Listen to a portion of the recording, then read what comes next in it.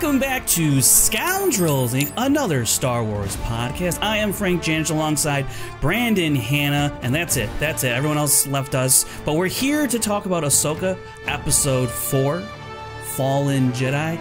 And if you were anywhere near Twitter, literally minutes after this episode aired, and you had not watched this episode, I am so sorry for you. I am so sorry for all the other people out there who just could not help themselves spoiling the crap out of this episode, because it was amazing.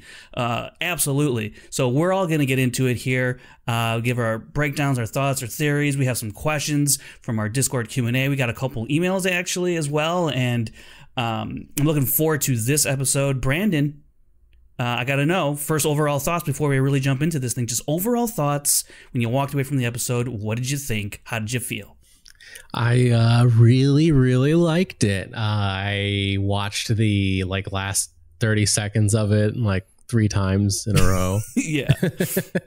And yeah, thank goodness I was able to. I'm not normally able to do this. I was able to watch it the moment it dropped on Disney Plus.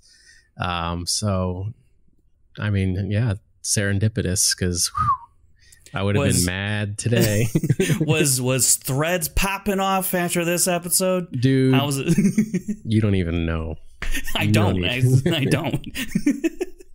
I joke on threads. I actually do appreciate the platform, but anyways, I really love this episode, and it's absolutely my favorite so far of the series, and one of the best Star Wars live action episodes, TV episodes that we've gotten thus far. Next week, I think, may have something to say about that, but we'll get to that when we get there. But before we really jump into everything, we'd love if everyone could just subscribe to the channel if you appreciate what we do over here. If you like what we do over here, leave a like on this video. It would help us out a lot. You know, a lot of people want to talk about this, and a lot of people want to consume content and hear discussions, and we want to be able to reach as many people as we can and have as many fulfilling and fun conversations as we can. So also leave a comment down below. What you think of the episode? What do you think you're going to see next week? You can also follow us on all our socials, the app formerly known as Twitter, Instagram, TikTok, and of course the iconic Threads app, helmed by one Brandon Hanna. He is the sole spokesman of Threads. Find me on Threads. Also, if you're so inclined that you just want a podcast version, we have that too. You can find us on Apple Podcasts and Spotify. And we recently became part of the Gilmore Media LLC network. Brad Gilmore, our good buddy Brad Gilmore, started a media company. He asked us to hop on board, and the boat. That's right, the boat. He asked us to hop on board his podcast network, and we happily took him up on the offer. So we're thrilled to be part of that. And as every week so far, as the strikes have been going on, we talk about very briefly the strikes and just bring awareness to it and how much we support what the WGA and SAG-AFTRA is doing. And the latest news with the strike is that there really isn't any news, besides the fact that the WGA has been on strike for 128 days and SAG-AFTRA has been on strike for 55 days.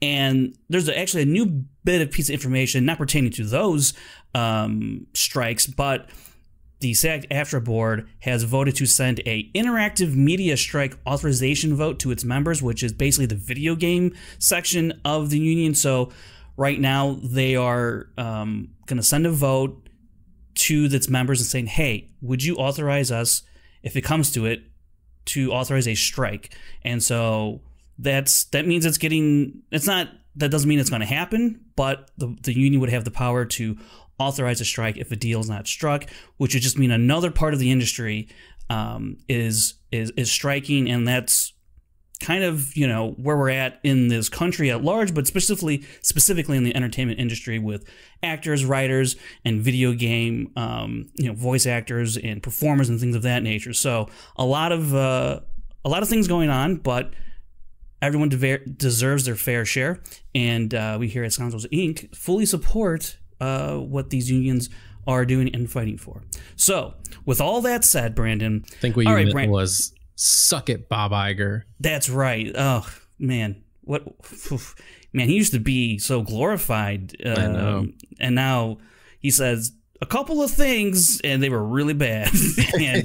and man, it just all that equity, just poof, kind of like someone in this episode, Brandon. Before we get to that, yeah, like a fart in the wind.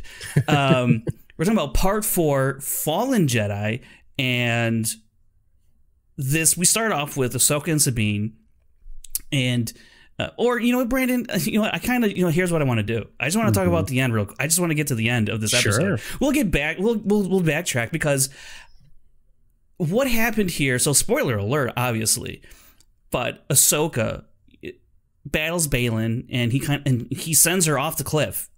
And I don't know about you, Brandon, but I was like, okay, I think something wonky, mystical is going to happen. For whatever reason, my brain didn't go world between worlds. But we get this amazing transition from the seashore and the waves into this star field and the mystical place that is the world between worlds. We see Ahsoka. She stands up. She's like, it's like, I've kind of been here before, but now how did I get here type of look. And then she hears, what is the exact words, Brandon, remember? Hello, Snips. Hello, Snips. And I was like, oh my God, we are doing it. She turns around. It's Anakin Skywalker in his Revenge of the Sith garb. And, you know, it's a de-aged Anakin.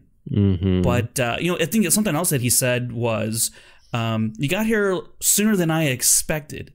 And I think that's a key line in a lot of people's theories about what's going on in the world between worlds with Anakin. Brandon, you know, what are your immediate thoughts when you see this, and what are you kind of, you know, thinking what this could lead to? Well, my immediate thoughts was he's de-aged. He's in his Revenge of the Sith / Clone Wars robes. So my first thought was, what if this is a fully alive Anakin Skywalker from the Clone Wars era who somehow found his way into the world between worlds, and as Ahsoka was falling into her demise, he pulled an Ezra and poof, plucked her into the world between worlds. And if I had a quarter for every time that happened in Star Wars, I'd only have 50 cents, but it's weird that it happened twice. Right? But that was like my initial thought. I was like, whoa. And then, but that line trips me up where he's like, oh, you're here sooner than I expected. And I was like, is she dead? Like, what's that's something you say to someone that like dies before you think they should have gone. Yeah. And then, so I don't know, maybe she did die, and then maybe she's going to come back to life. Like you said, off camera, Ahsoka the White, like Gandalf is like, I've come back until my task is done. What if Ahsoka says that line? Who knows? Damn, that'd be crazy. But yeah, no, super cool. I know a lot of people are like talking about the lightsaber. Oh, the lightsaber looks off. I feel like it is Anakin's Revenge of the Sith, you know, the Legacy Skywalker lightsaber. And I think maybe it's just like the lighting makes it look weird. I don't know. Yeah. Maybe someone, when they were keying him out of the blue screen, they like accidentally missed something on the reflection on the lightsaber, and it made it look black. I don't know. Who knows? Maybe. I mean, my initial thought was it was Vader's hilt. That was my initial thought, just because Vader's hilt was mostly black, and there's like that little silver band on there, which you could see on Anakin there. But really, it's just it's Marak all over again, overthinking this stuff. We and need it's like something else now, Frank. I know, right? Like he went poof, and we'll talk about that, because next week it's going to be Mephisto. It's right. Everyone's been waiting for him. Man, if Jared was here, he would be losing his mind right now. But you know, I think maybe it is what it seems. It's just, you know, people are saying, well, he doesn't look like a Force ghost. I'm like, no, but I think you're also in another plane of existence where he doesn't need to be a ghost, a Force ghost, to communicate with someone who's kind of on his plane, you know, or it's somewhere near, like where a Force ghost would reside, if you will. That being the world between worlds, where it's a spot in between space and time. Like it's literally just stuck, like it's static, right? This area. And so maybe, you know, Force ghosts can appear there and not have to be in some sort of Force Ghost form because it's not on the quote unquote real world, right? So there's that. That's what I'm thinking, and I just think it's Anakin as Ahsoka last remembers him from before she goes off to teach Mandalore, before Anakin and Obi-Wan go off to Coruscant. It's that final scene in season 7 of Clone Wars where they finally part ways. They last see each other, and that's how Ahsoka remembers him. That's how she last sees him as Anakin, because obviously the next time she sees him as Vader, even though she calls him Anakin. But she remembers, she has more fond memories of Anakin, obviously more than Vader. There's no fond memories of Vader. So I think probably the World Between Worlds is like, we're going to show you what's in your mind in front of you. And I think that's what's happening there. I don't think there's anything more to it. I don't think he's like, somehow, I personally don't think he found a way into the World Between Worlds some point between, saving the Emperor and becoming Darth Vader, right? In Revenge of the Sith. I just don't think that would be such an insane way to like try and squeeze that into a narrative that's already go ahead, Brandon. I was gonna say, I saw some people online like speculating like, oh, what if that's not Anakin? What if that's Darth Vader before like he became all deformed and had to wear the suit? And I'm like, well, he became Darth Vader, immediately went to the Jedi Temple, went from the Jedi Temple to Padme, went from Padme to Mustafar. Yeah. Somewhere in between there, he ended up in the World Between Worlds. Right. Which, I don't know, man. Yeah, you could do that because you could theoretically enter and exit at the very same point in time and not have any time elapse, right? From your own timeline. But that would be such a wacky thing to do. Like, that does not seem like a thing Dave Filoni would write. Yeah. Hello, what Snips. He did. Yeah, I just killed some kids. Right. Like, want to talk about he just forgets that stuff and is like, hey, you're here sooner than I expected. Well, how could that be? Like, so that's why I don't think it's any of that. I don't think it's some sort of Sith magic, trying to trick Ahsoka the way Palpatine was trying to entice Ezra in the World Between Worlds. When Ezra and Ahsoka were in there, right? Well, everyone remembers that, Emperor coming through one of the portals and the blue flame and all that. I don't think it's any of that stuff. I really think this is going to be a transcendent moment for Ahsoka. And you alluded to what I had talked about off camera, and everyone's been talking. Everyone knows that Dave Filoni really has reverence for Gandalf and equating Ahsoka with Gandalf. And Ahsoka fell off that cliff as Ahsoka the Grey.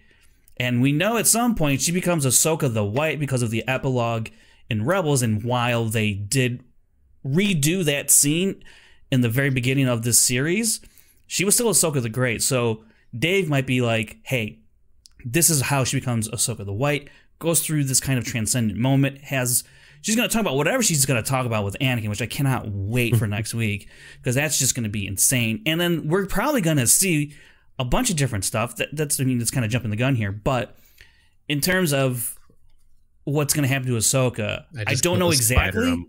My mic stand. You got a spider on the mic stand? Yeah, I just think I got it. You think you got Sorry. it? Okay. Yeah, I got him. You got him. Okay, it's good. You stand right next to Anakin. You just killed a little thing. Good for you. So I do think it's going to be a transcendent moment for Ahsoka. Whatever is going to transpire in here, and she'll come out somewhere closer to Ahsoka the White. Maybe not, draped in white robes and that like so obvious, but I think more enlightened and more, not so perhaps stoic, I guess, anymore, and be more filled with purpose coming out of this. So it's a it was so fun to watch and witness and see the World Between Worlds in live action, Brandon. I mean, I know you've watched that episode. We've covered it here on the show. I mean, what was it like seeing World Between Worlds in live action? How do you think it looked? Yeah, I think it looked pretty good. Like, obviously different than Rebels, but yeah, it wouldn't have like necessarily, I think, translated if they like copied it exactly. They needed. It would have been like Roger Rabbit. So wait a minute. No, I think it was like pretty cool. The way it like kind of looked like, I don't know if like you're familiar. There's like this like phenomenon out here with this like glow in the dark algae sometimes on like the California beaches. It kind of looked like that, like the transition from the waves into that was like the translucence. I was yeah. So I was like, that was pretty cool. But yeah, no, I think like it's probably Anakin's like Force ghost, like his spirit. Like I think like it is Anakin, but he's like a dead Anakin. But in the world between worlds is a place where like dead Jedi can exist however they want to exist. Yeah, It's like a place beyond time and space. And I think either way, it's interesting, right? Because like he's a Force ghost, and then like they can like reconcile and like make amends, and he'd be like, hey, sorry about turning to the dark side. It's not your fault. The old Goodwill Hunting scene. It's not your fault. Yeah, it's not your fault.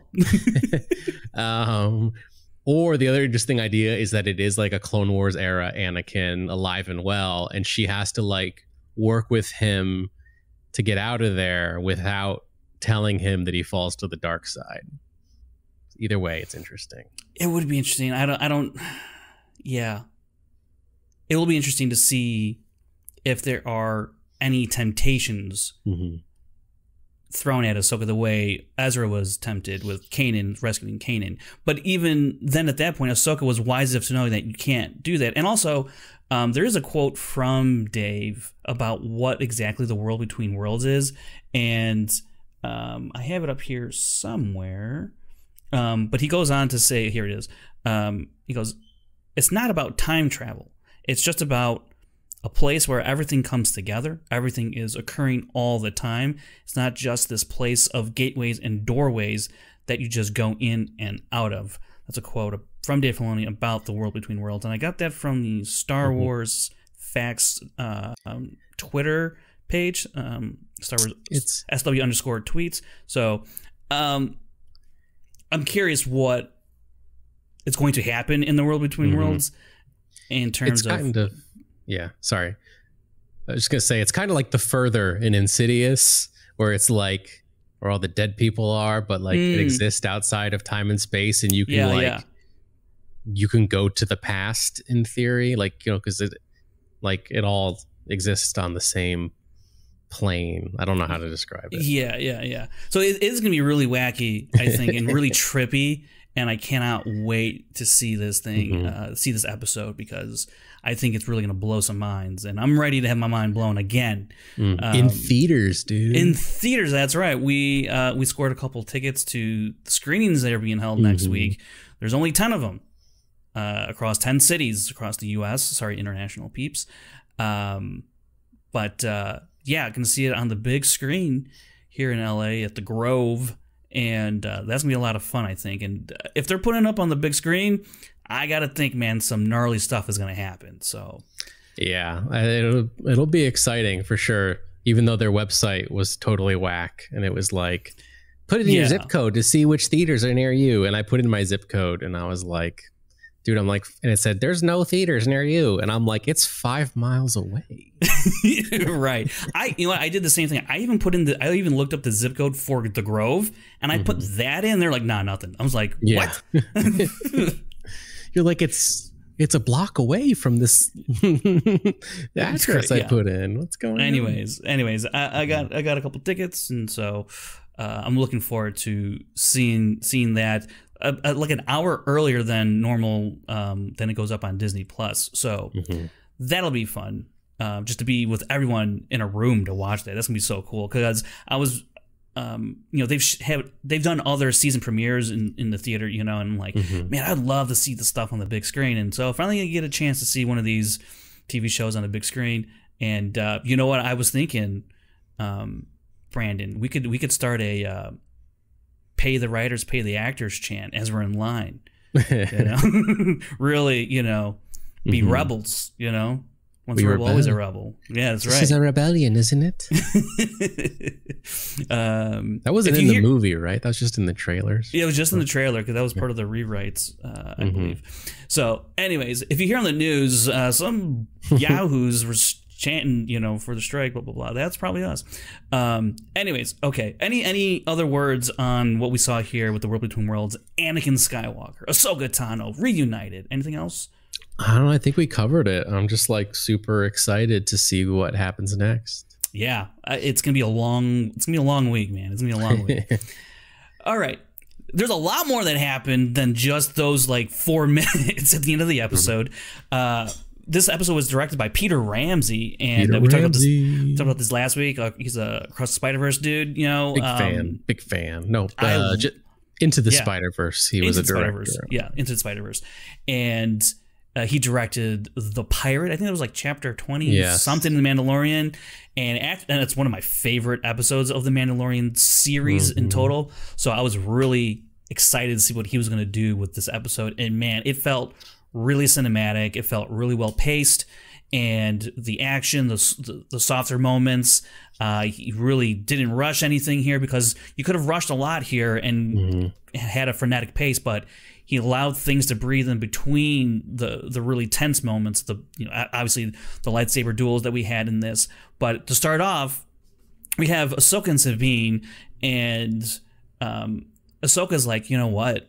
We might be at this point where we might not be able to get Ezra back because we cannot afford for Thrawn to even come back. And Sabine just doesn't really want to buy that scenario. So I do like that they're setting up this scenario. They're foreshadowing a scenario to come later in the episode. And so you get some insight into like, well, how could Sabine react in this, in a hypothetical, at this point, situation.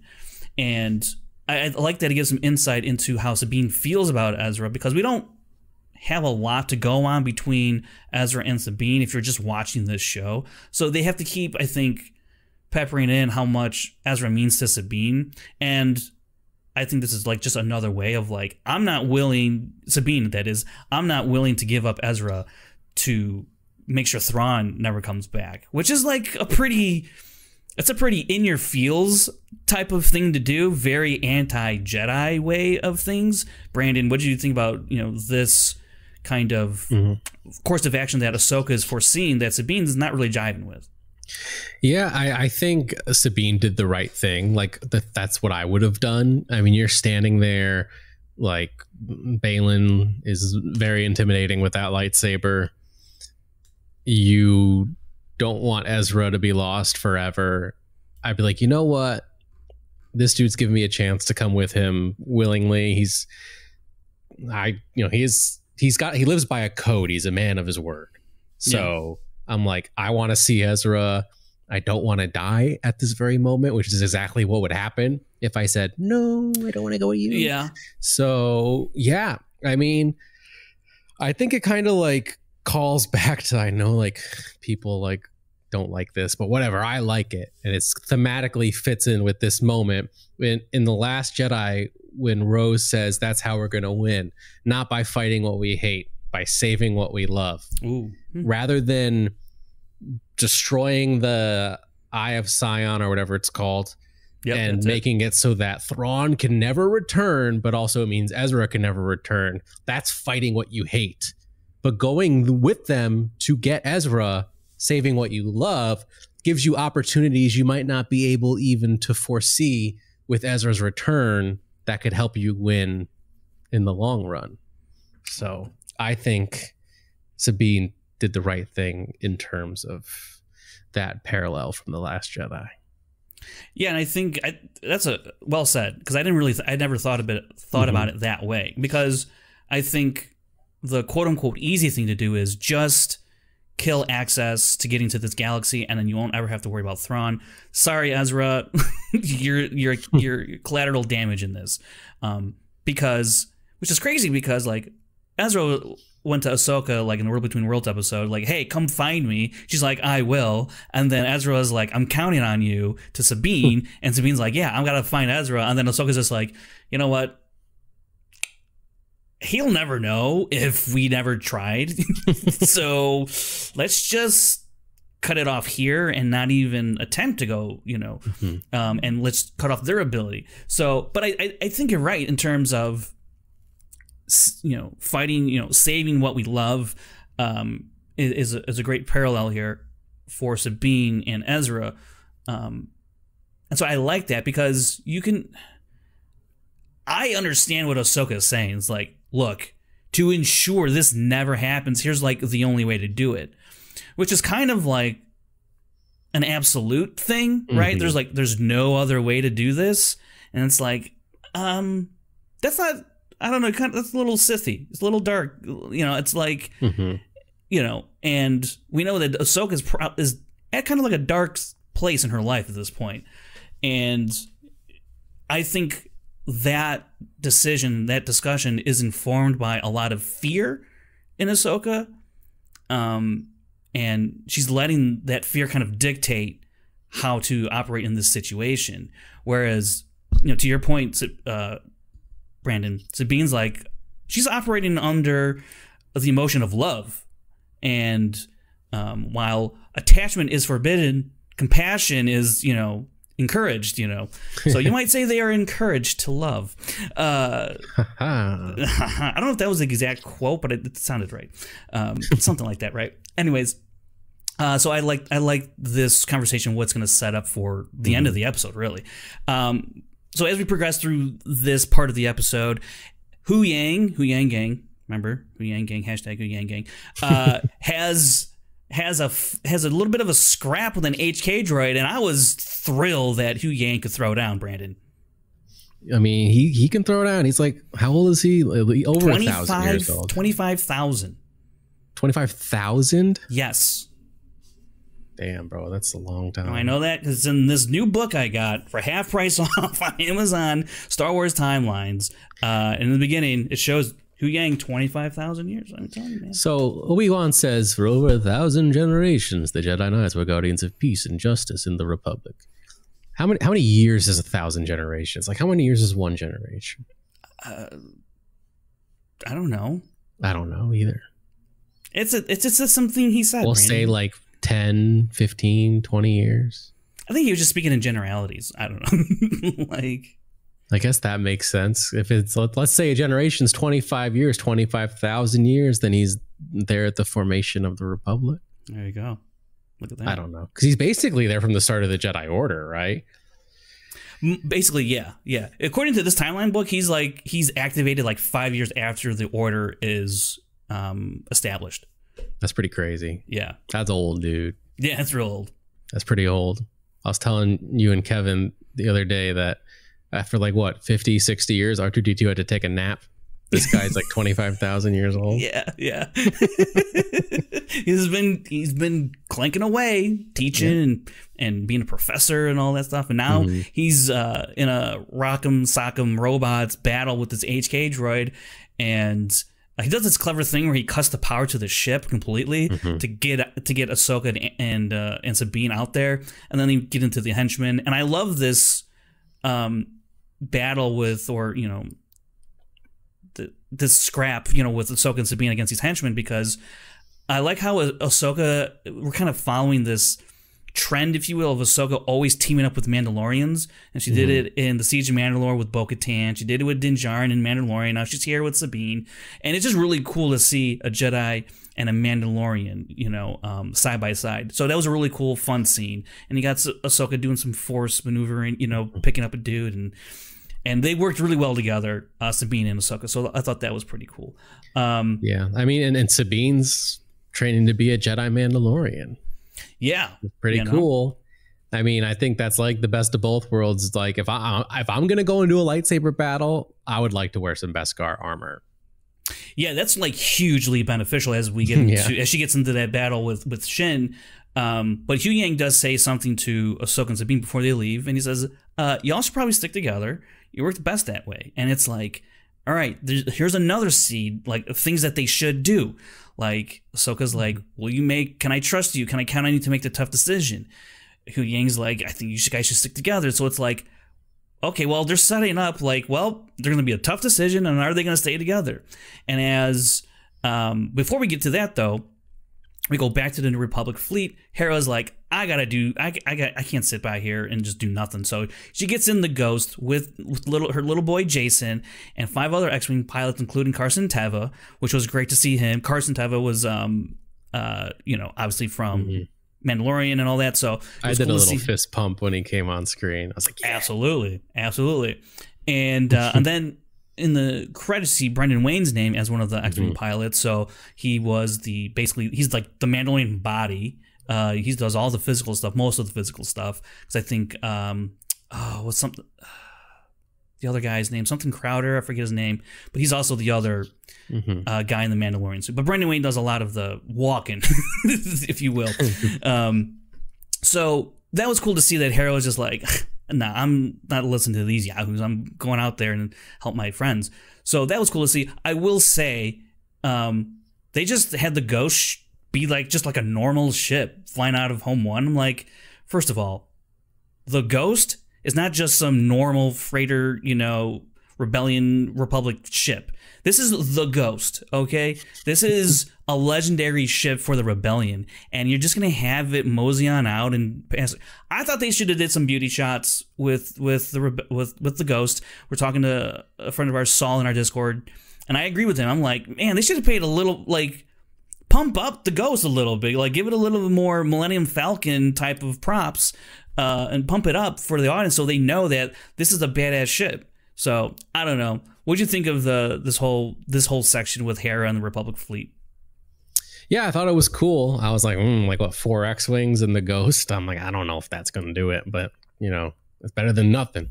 Right. So yeah, it's cool. Yeah. So now we get into really the action-oriented part of this episode where Ahsoka and Sabine meet up with Marok and Shin in the forest. Sabine goes after Shin, and Marok and Ahsoka, they square up, and it was interesting to see Sabine and Shin, Sabine going after Shin, and she's kind of, she's just running away. She's getting shot at, and it was interesting that Sabine kind of had her on her heels a little bit. I'm not saying, a lot, but just a little bit, enough to keep building distance, right?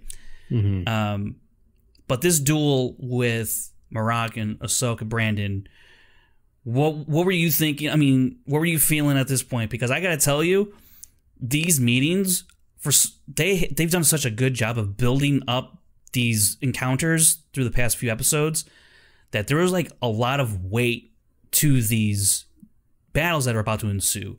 Because normally when you get a lightsaber duel, it's at the end. It's the climax. It's the finale of the movie, or ObiWan, the ObiWan show. And so it's like, oh, it's expected to happen.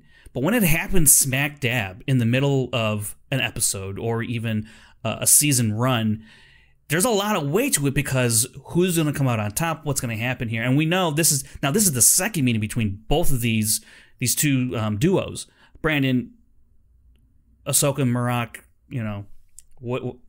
Tell me what you thought about this duel.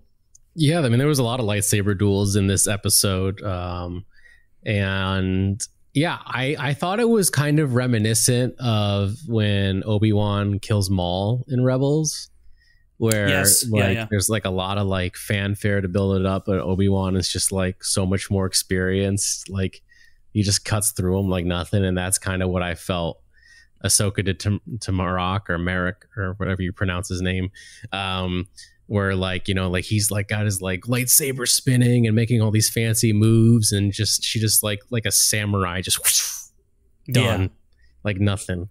It was pretty sweet. Which is exactly how I would expect Ahsoka to handle any Inquisitor. And again, we've seen it before and tells it a Jedi. Yeah, and that guy deflated too. Yeah, so, that's right. I don't know what's going on here, but so yeah, the probably not Star Killer, unfortunately. I hope it comes out later that it was Star Killer, just to piss off those people. Just be like, what? Unless he comes back again, because what if he? Because he's probably Is he the smoke monster from Lost, Brandon? Is he the smoke monster from Lost? Bingo. There you go. After sitting and thinking on it for a while, right? When Maul gets cut in half, there's like a red mist, and like it could have been blood, but it also could have been Dathomirian magic. I don't know. Right. But also when Savage Opress dies, he was like made like, I guess, like super buff with like Dark Night Sister magic or something, and then when he dies, all that green smoke comes out and he's like all scrawny again, kind of like Bane and Batman and Robin. Because I will say, when you see Marak, do the poof thing, you can see like his arm and his leg get really, really thin. So I think it's probably akin to what happened with Savage and like how he was built up. And I think it might come out that Marak was even a Deathmerian, right? And so he was pumped up by Knights of Magic, and I think that's maybe what it is. Yeah, like what my two theories, I guess, would be he was an Inquisitor that she brought back to life using magic and like reanimated him, or like he's someone who like he was just like a random henchman maybe who like didn't have fighting capabilities, but then like magic made him like a better like swordsman and stuff. You got the super serum. Yeah, something like that. I don't know, but yeah, something to that effect. Sure, it would make sense. Like his armor's all like rusty and stuff. And maybe he was lying dead in the rain for a while. And then like, maybe this one's fully intact. Bring him back to life. Yeah, but I don't know. It still looks cool. I really love this duel because it is akin to the Maul ObiWan on Tatooine, but there's a little more flash and pizzazz to this one. It lasted a little bit longer, but not too long. And I did like that Ahsoka was like, I'm trying to make a train and you're in my way, so I'm gonna have to dice you up real quick. And I just love the samurai feel of these duels. And it's there was a wide shot of Marak and Sabine get into a stance, and this is right when Marak is like revving up his dual blade, and there's a wide shot and they're in between these two tree trunks, and it's just Ahsoka in her stance, Marak in his stance with the saber starting to twirl, and it's just, and you hear the music, and it's just a really well shot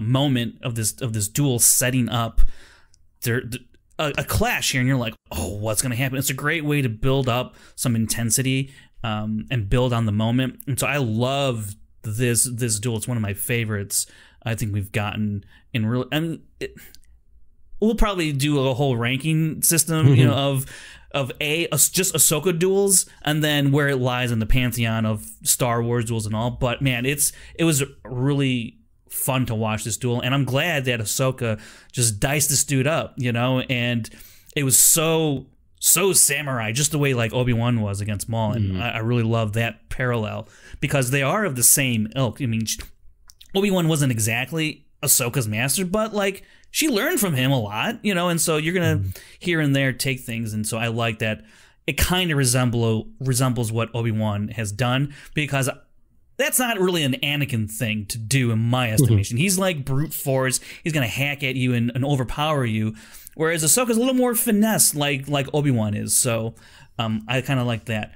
And I'm tired of people complaining about the choreography. These are not the Jedi of the prequel era or the High Republic or whatever. Like, these are people who are either very inexperienced, like Shin and especially Sabine, or they're people like Ahsoka or Balin who have been around the block more than once, and they're not going to like rush into something. They're smart enough to take their time and be precise.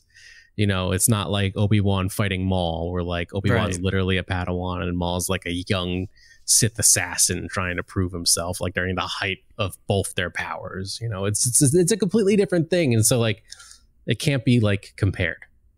Right. I agree with that. I mean, I have not had any problems with the choreography with the first duels. I thought they were great, and I think these were even better than those other two ones, in my opinion. Speaking of two duels, we had another one with Shin and Sabine, and it's interesting to watch Sabine wield a lightsaber, because we know she hasn't fully opened up to the Force, but she is such a capable fighter. She's able to really put some distance between both groups with her just firing on Shin, and then Shin's finally like, you know what?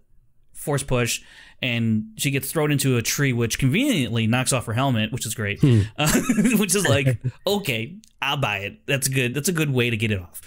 And then Sabine's attacking her with her lightsaber, and she's like holding her own for the most part, but still struggling. And then towards the end of their fight, after Ahsoka has run off to the star map with Balin, Sabine is now disarmed, right? And she's laying on the ground. She throws her hand up like she's about to use the Force. And I don't know if you caught this, Brandon, or if you think this means anything, because it raised an eyebrow for me. There's, whenever like a Jedi in the movie or in the shows uses the Force, there's kind of like that bass that comes in, like a woof, and you can kind of, at least in my ears, you can kind of hear a small little whoop, and I don't know if that's Sabine, like, if they're trying to convey to the audience that she almost did it. She almost did it, or if that's more on Shin reacting and flinching at and anticipating like actual Force power to come at her, because I feel like if you throw in that sound effect, that has indicated Force, the use of the Force, right, in that capacity with a Force push or a pull or something like that. So that raises an eyebrow for me. Like, obviously she did not use the Force there. But it was like not enough, and if she did, it's not enough to thwart or push back Shin in any type of way. I don't know. Did you hear that, or did you pick up anything like that? I don't recall like thinking of it that way. It was definitely my favorite moment of the fight, because to me, I'm watching this and this is Sabine outsmarting Shin, where to Shin, she's just like fighting like a Jedi apprentice, a Jedi Padawan, an inexperienced Jedi Padawan. And so Sabine throws her hand up like she's about to use the Force. There's the camera. And I think that like, and Shin does like flinch because she's expecting to be Force pushed. And I think that was like Sabine's plan all along, where like, she's like, I'm going to like trick Shin and I'm going to like stall for a second, because Shin's forgetting one thing. I'm a Mandalorian. Boom, wrist rockets. And I think that was what Sabine lacks in Force ability, she makes up for with intelligence. And I think that was like her way of staying in the fight, her way of like staying in the game. And I think it worked great. Clearly Shin has never played Star Wars Battlefront 2 because she didn't watch those wrist rockets. That's right. So. I think you're absolutely right about Sabine, in terms of, she's a great Mandalorian warrior. Yeah. And Mandalorian warriors were trained to fight Jedi. They have all these tricks up their sleeves, if you will, to combat the Force abilities of a Jedi.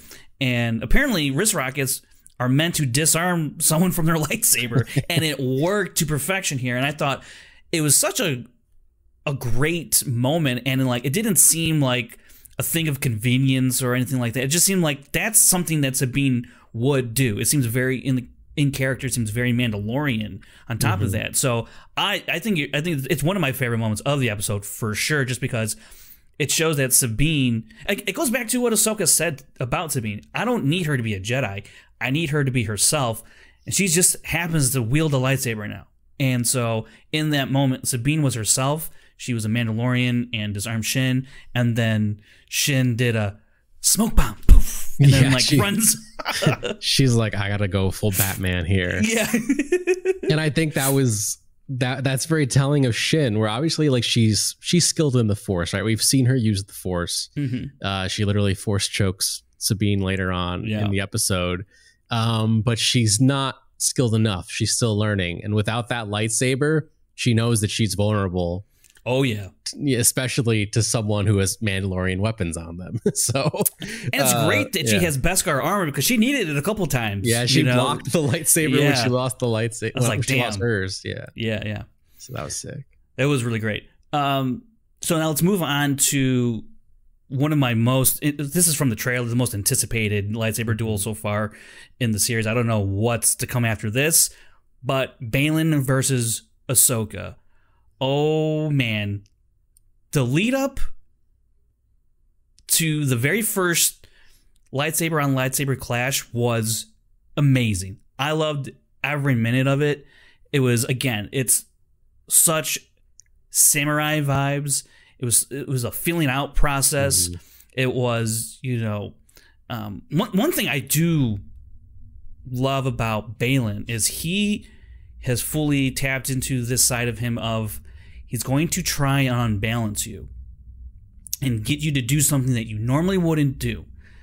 When Ahsoka arrives, you know, what's the first thing that Balin brings up? Ahsoka. Anakin. Because he knows that is a point of weakness for Ahsoka. And if he can unbalance Ahsoka by bringing up Anakin and getting her emotions running and, you know, off center, then he's going to have an easier time handling Ahsoka. And it's such a, I don't want to say it's like a dirty trick, but man, it's just like, oof, he's just trying to manipulate your feelings and use them against you. And it's such a dark side thing to do. And Ahsoka's not having any of it. I think she's kind of like sees, like, I know what you're trying to do, but I'm not here to, you know, talk about that. She kind of shuts it down. But Balin does the attempt to unbalance Ahsoka, which he does to Sabine later on, I think, by bringing up Ezra.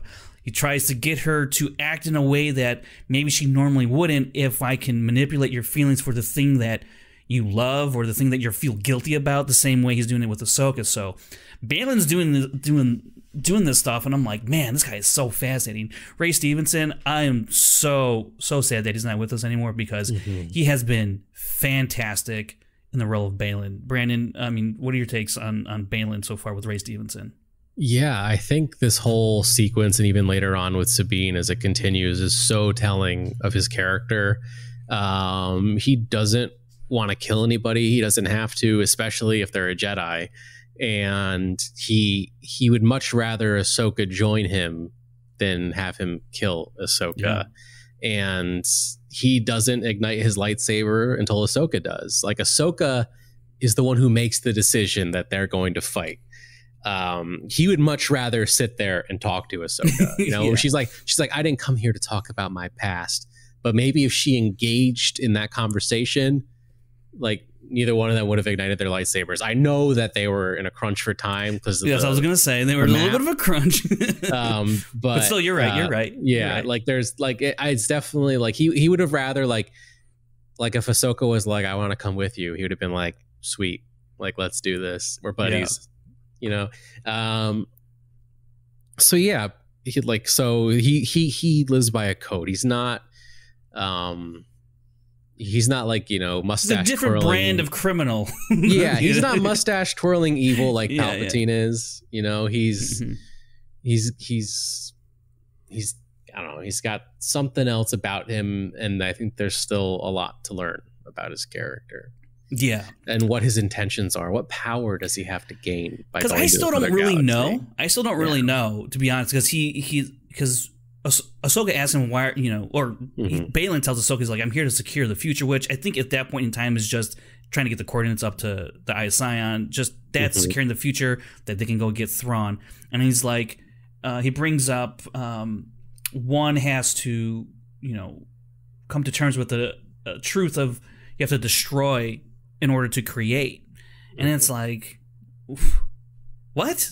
Like, no, like, it's such a skewed vision of how things of how he like interprets how to like I said, I don't even know what that really means for him, to tell you the truth. Like, I'm trying to figure that out. Maybe someone in the comments can tell me, but I'm trying, because I'm really like, what is Thrawn going to give him? Like, what can he achieve with Thrawn, with another war raging on in the galaxy? What does that mean? Like, dude, you were in the Clone Wars. You know what that does. And you think by being on Thrawn's side of it that somehow that's better for you? I don't know. So it's going to be really interesting to see in the next coming episodes what exactly Balin's going to get out of this for him and Shin. You know, I really don't know. Any thoughts on that? Or it's hard to tell, because it seems like he wants some sort of power, but at the same time, it would be kind of crazy if there's like something he knows, like maybe he had like a Sifo-Dyas level vision of the future, and he knows that Thrawn's return is the only way to get to the point where Palpatine and the First Order are like finally defeated years later, like a Doctor Strange, like this was the only way type of situation, you know. Wild. I don't know. Yeah. That's wild. Yeah, that'd be crazy. But I'm curious to see where this really leads for Balin, because man, Ray Stevenson is so phenomenal. There's just a level of intrigue that he brings to the character that is, I'm sure, is not written on the page that you could act out on screen. You know, that's how talented he is. But as we get into this duel, one thing I really loved in the setup was kind of like the stance for stance, form for form that they were going back and forth with. You know, Ahsoka would go one way, Balin would adjust the other way, and then Ahsoka would go another way, and then Balin would readjust again. And it was like, I thought of it as, it's like playing speed chess. You know, it was just like, soon as Ahsoka made a move to go to another form, Balin was already adjusting. She didn't even finish setting. He already knew what she was going to do, or where she was setting, and how he would counteract that. And then she readjusted, and he did the exact same thing. And I just love this squaring off, just kind of circling each other a little bit before they finally come to blows. And I love the choreography of this fight as well. Balin with some haymaker swings reminded me a lot of Jedi Survivor with the longsword in that game. Kind of the hacks he was taking reminded me a lot of that.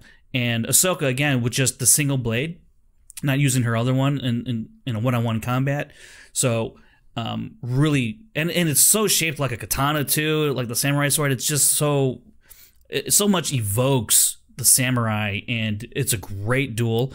But she eventually kind of kicks his ass just a little bit, just enough to get some separation so she could go grab Star Map. And at this point, I was like, oh man, what is going to happen? Never even thought about that. This Night Sister magic, you know, would burn her hand and essentially, you know, injure her more or less, her hand and her arm or what have you. And then Balin's able to kind of use that to his advantage and really hack at Ahsoka. So I know some people were like, I know Kevin was one of them. He was like, I think Balin's going to kick the crap out of Ahsoka. I'm like, I don't know about that.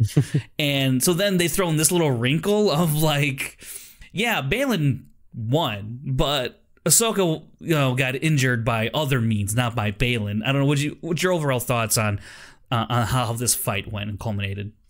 Yeah, I mean, the Night Sister magic definitely got her an immediate disadvantage, and I think Balin knew that would happen. You know, he knew, like, fail safe, if she gets to the map, she's just gonna take herself out of the equation, because he's like kind of like always one step ahead right now. And he talks about how experienced he is, and like not in a cocky way, like how wise he is. Like every time like Morgan is like, oh, are you scared, or like with this or that, he's like, no, he's like, I just know what's up. Yeah He's like, I'm just smarter than you. And I'm a realist. One thing he said to Ahsoka that I wanted to touch on was, he said, your legacy, like your master, is one of death and destruction. And I think all these things that he is saying to her, you know, one must destroy in order to create, you know, death and destruction, all this, I feel like this is going to pay off in the world between worlds of things he's going to deal with. And so it's like, it's setting up to the audience like, hey, there's this stuff. We're going to go deal with it now that we're in the world between worlds with Anakin, because that's where it stems from. So I just kind of wanted to touch on that real quick. So yeah, Ahsoka goes over the edge, and it's like, okay, we know Ahsoka's not dead. She's not going to die. Maybe she's hanging off the cliff, but she's not dead, you know? And then the whole thing with Sabine. Like, she's taking a while to come back up. That's what I was like, thinking. It's really taking a dramatic time. Ahsoka. Jeez.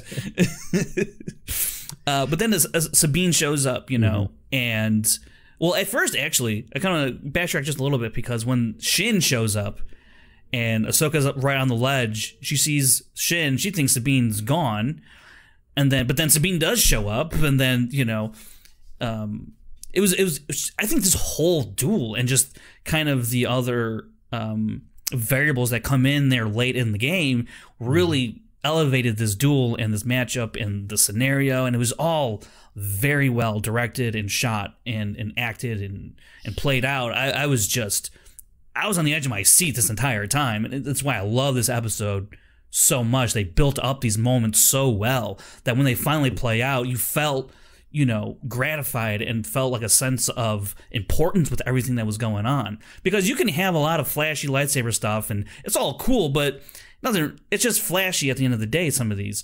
But this, there's a lot of meaning behind it. There's a lot at stake here with what's going on here. So that's why I really just love this episode, because everything just mattered. There was nothing, you know, there's no parts to spare here. Everything was used, you know, as they say. So Sabine, you know, again, she has this talk with Balin, and he pretty much convinces her. He does a meditation thing and kind of like figures out, yes, Ezra, you're the Ezra connection. I'm gonna use that against you, you know. And he gets Sabine to commit to giving him the map. He's like, you have my word, you'll be fine. And then next thing you know it, she's getting force jumped by Shin. You're like, what the hell's going on? Yeah. And he's like, hey, knock it off. Yeah, exactly. She did not want to. So, yeah, so now she's a prisoner and she's bringing up the Eye of Scion, and Hera and company, they show up, and they can't stop this thing. And so the Eye of Scion, which is great because, look, it goes back to The Last Jedi. We all know what happens when you go through hyperspace and there's something in your path. It's bad news, right? But thankfully, they're a ring, so they went around. Thankfully, it's a ring. And some X-Wings bit the dust, but not Hera and Jason and Carson Teva. Thank God. That's all we care about right Carson now. Teva. Can't kill him. For him to go that way, I've been like, yo, what was the point of that? Like, but then Jason says, I got a bad feeling. And I was like, I appreciate what they were going for there. It's kind of an homage that I got a bad feeling about this. Yeah. But also it's like, maybe he can sense what's going on down below with Ahsoka and Sabine and all that. So I liked it. It's a little bit of a C. It's a little bit of an homage. Like, I think it did a lot of things well with just that. And I think the kid delivered the line pretty believably, to tell you the truth. They should have played it for a joke. And he was like, I've got a bad feeling. And then Hera goes, what? About this? About something else? Yeah. That's something that should happen with like Zeb or Chopper or whatever. That's how Marvel would have done it. Yeah, bringing that Marvel humor, right? That's what everyone's saying, right? It's right behind me, isn't it? Okay, so this is all we're kind of like wrapping up the episode here. We're gonna get into some of the Q&A. Any last thoughts on the episode as a whole? I just really enjoyed it, and I should watch it again, I think. Yeah, I've just had it like I've been off from work today, so I just had it on repeat in the background, and like I wasn't paying a full attention. I watched it like solidly twice through, but otherwise it's just been kind of just playing on. Anyways, we're getting into this Q&A here that we had in our Discord channel. If you're not part of our Discord channel, you can hit the link in our description and join our Discord. We have a bunch of channels in there, and obviously we have a post-episode discussion channel in there where a few people get in there and we talk about the episode and kind of theorize and whatnot. And we also have a good meme center, good meme center that's always popping off, and those are good in there too. And this episode was so good, it actually got me to comment in that channel. Yeah, exactly.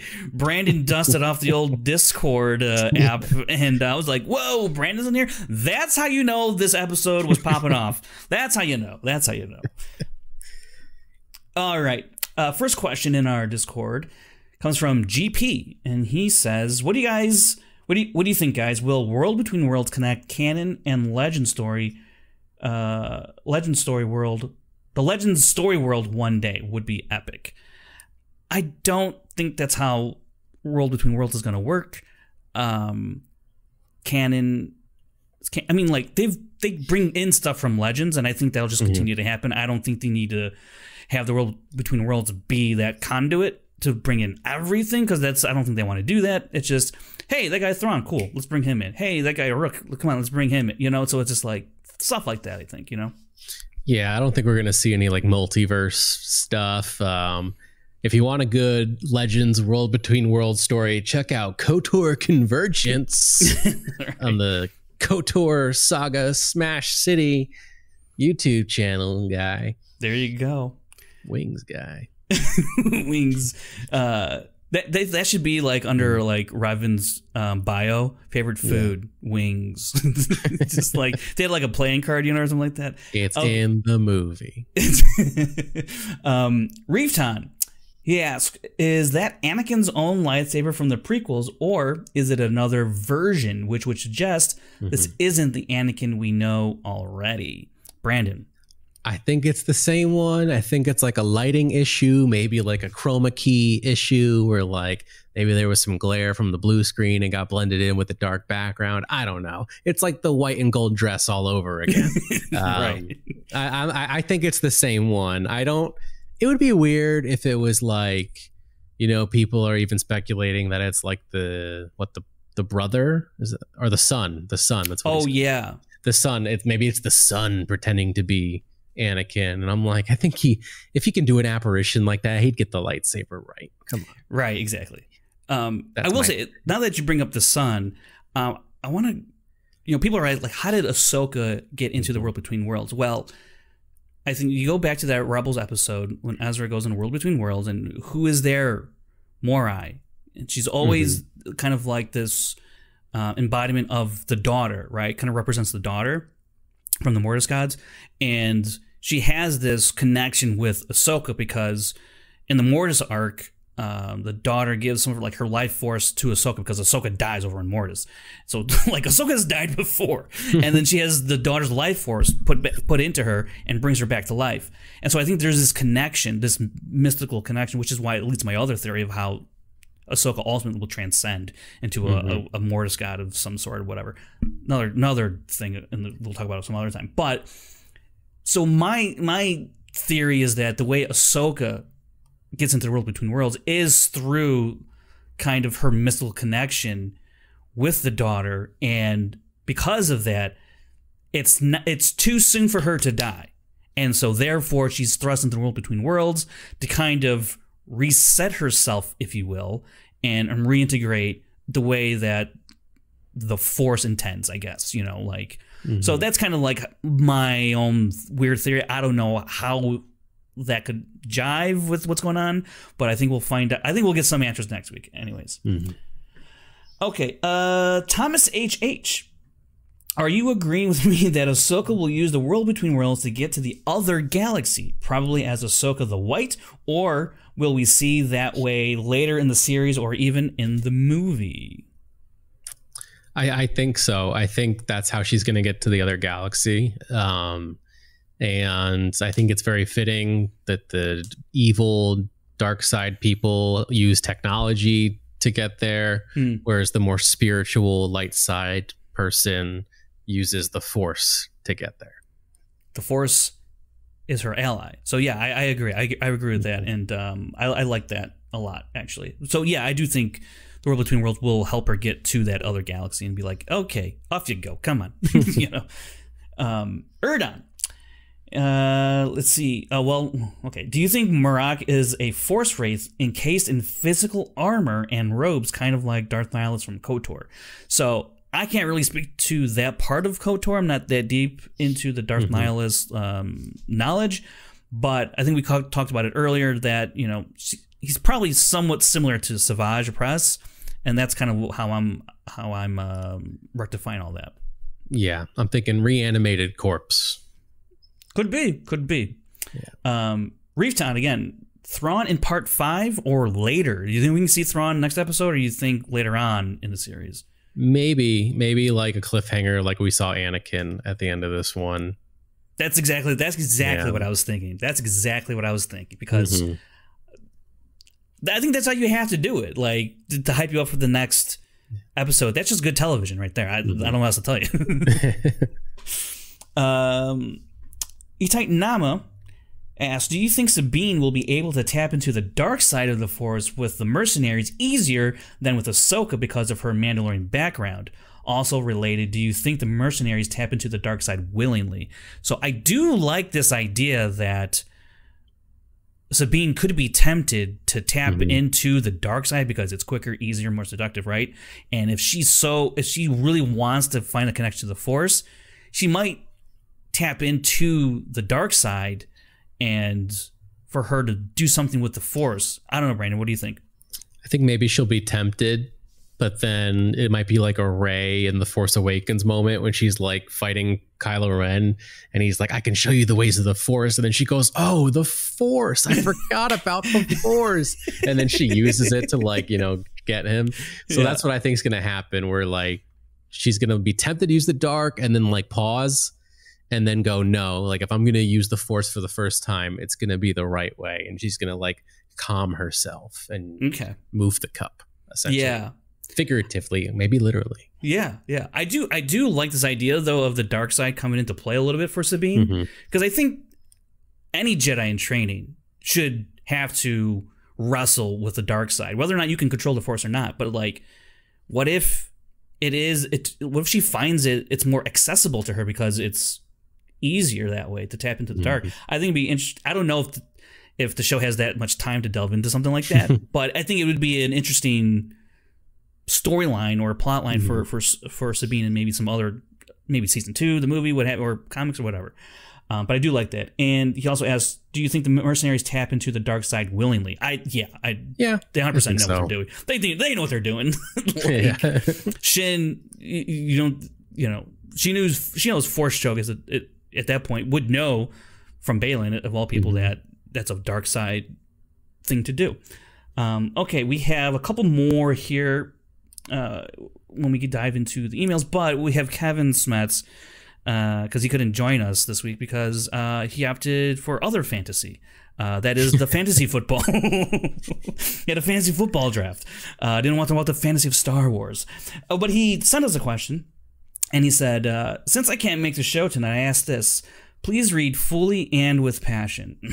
Okay, Brandon, here we go. Thoughts on Ahsoka saving Anakin and not letting him go back to do Order 66. Therefore, the entire saga of Star Wars is rebooted. No more OT, no more sequel trilogy. We start fresh right after the end of the Clone Wars with a young, redeemed, and good guy, Anakin. Wowee!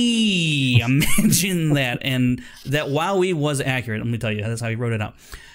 First of all, I don't even know how to interact with this question. It is so... I don't even know if this is a real question. I think this was a joke. I think it's a joke question from Kevin because this is so bizarre. Brandon, do with it what you will. I don't know what to say to this guy. You know, I think Lucasfilm is smart enough to not do that because they know that. You remember when a bunch of people stormed the Capitol? Imagine that, but it's Lucasfilm instead, because that's what would happen. Yeah, if they made a decision like that. Are you like that's why I can't even take this question seriously because it's like it's erase the original trilogy? Are you kidding me? Anyway. Yeah, the special effects don't hold up at all. They don't hold up. Oh my gosh, his lightsaber's kind of green for like a couple scenes because like. George Lucas changed the color grading of the scene and didn't bother to fix the lightsaber, even though that'd be so easy. I could do that in After Effects right now, dude. Right now, dude. I'm kidding. But to reboot Star Wars, like, there's no reason to ever reboot Star Wars because you have this infinite universe. You could just literally go 10,000 years beyond the rise of Skywalker and start a whole new thing. You could literally do that, and it's still Star Wars. You don't have to erase. You don't have to be like Balin, right? You don't have to destroy in order to create. Okay, Kevin? Okay? Don't take that lesson from Balin. That's what you're doing here. You're destroying in order to create, and that's not how you do things, right? You save the things you love. Brandon said it earlier. You save the things you love. You don't, Why? Like, that's ridiculous. Erase the original trilogy? Are you insane? And then but you want to keep the prequels because you want to have a good guy Anakin? Come on, man! Like that's another level of revisionist history, some sort. I mean, it's just like I love Anakin, and I wish he never turned to the dark side. But part of the reason why I like Anakin is because he has faults, and he's I don't need Anakin to be another ObiWan. I love Obi-Wan as being Obi-Wan, and Anakin is Anakin, and it's tragic, and there's things to learn from that. And that's why. Well, that's what makes Anakin an important character, not because he stays a good guy all the time. Anyways, this is gonna be too worked up for a ridiculous question. Sorry, man. Okay, I got 2 more questions. This comes from email. You can also email us a question if you want. If you don't want to join the Discord, you can email us too. Email is in the description as well if you're so inclined. And this one comes from Lois Maximus, strong supporter of the channel for a long time here. His first question is, do you think this other galaxy is connected to the world between worlds? Do you think this is how Ahsoka gets there? We've answered that, yes. If you think it isn't connected, which we don't, how do you think Ahsoka will get there? I don't know, because we think it's the world between world thing, yeah. Or do you think she has to wait for them all to return? No. And she won't travel there at all. She will get there. If you think it is connected, do you think that means the other galaxy is also connected to the Force? That's an interesting question. If Ahsoka uses it to get to this other galaxy, do you think that means that it'll be the last we see of Hera and the New Republic until the season finale, which will presumably be back in the normal Star Wars galaxy? So, in this other galaxy, do we think the Force exists? Brandon, what do you think? It's an interesting thought. Because I always thought that the Force only existed in the Star Wars galaxy. It binds the galaxy together. It takes place a long time ago in a galaxy far, far away, meaning it's in our universe, but just in a different galaxy.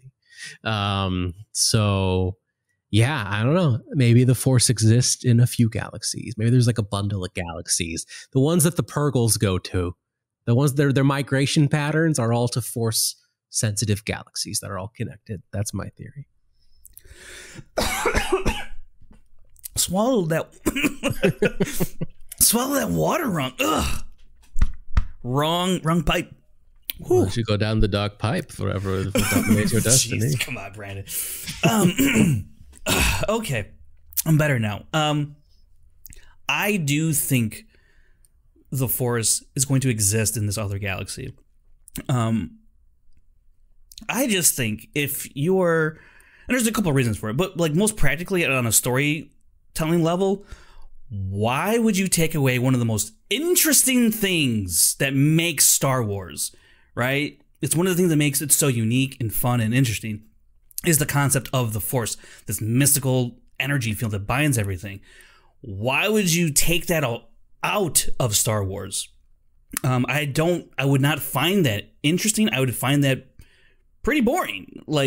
Otherwise you're just here on Earth, whoop-de-doo with it's Battlestar Galactica, it's Star Trek, it's nothing wrong with those franchises. I like those shows, but Star Wars is different because of the Force. They're not like those. So I don't think removing the Force from that galaxy is the way to go, and I don't think that's what they're going to do, because it's just okay, a galaxy with normal people. You could also throw in a different type of mystical power, I guess, into that galaxy, but I don't know what, so that, Ahsoka and Ezra and whoever couldn't use the Force there, so, but other people have this other mystical Force to use, whatever. I don't know.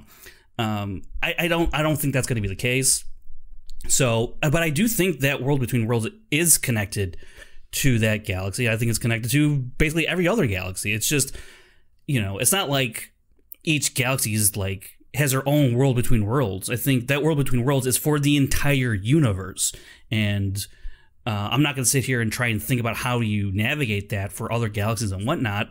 That's for them to figure out, and probably not even do a great job of explaining it other than that it just happened. And I'm okay with that, because that's just that's 4D, fourth dimensional crap that I can't even begin to wrap my brain around, right? Yeah, the only other thing I could think about is Ahsoka uses the Force to find the hyperspace lane to the galaxy. Oh, okay. That's the only other thing. Maybe if the world between worlds isn't connected, maybe that's how it shows her the way. Yeah, because the map was destroyed. Maybe it shows her a way to get another map or how to get there. Yeah, I think that could also be the case as well. Okay, last question, and it's also from Lloyd Maximus. So you got two, but this is the last one.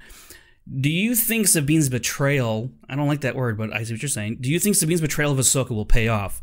Will she remain unharmed and reunited with Ezra? Will that reunion be instantaneous? And does that mean we see him in the next episode, especially as it is a Filoni episode next and Ezra is one of his babies like Ahsoka? Alternatively, do you think Balin will go back on his word once Thrawn has a say in the matter, or will he stick to his seemingly Jedi-rooted principles and stand his ground even against Thrawn?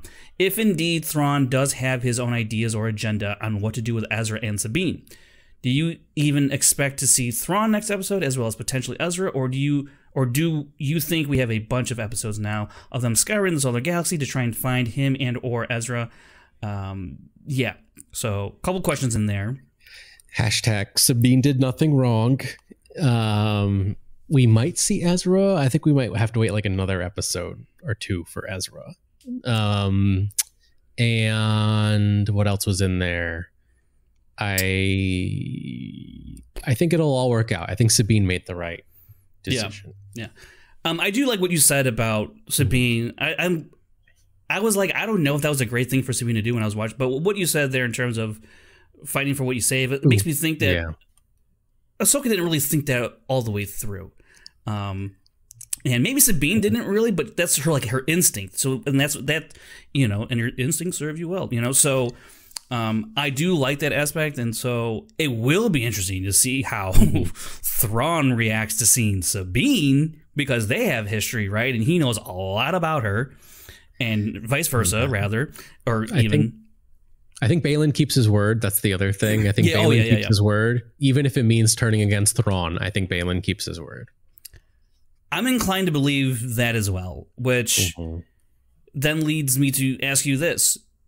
Does Shin follow suit, or does she see the power that Thrawn potentially she could see from Thrawn, and that tempts her? I think so. That would be pretty gnarly. That would be pretty gnarly. I could be down for that. All right, I think that's gonna wrap it up here. Yeah. Brandon and I are gonna be at that screening event for episode 5. I will say,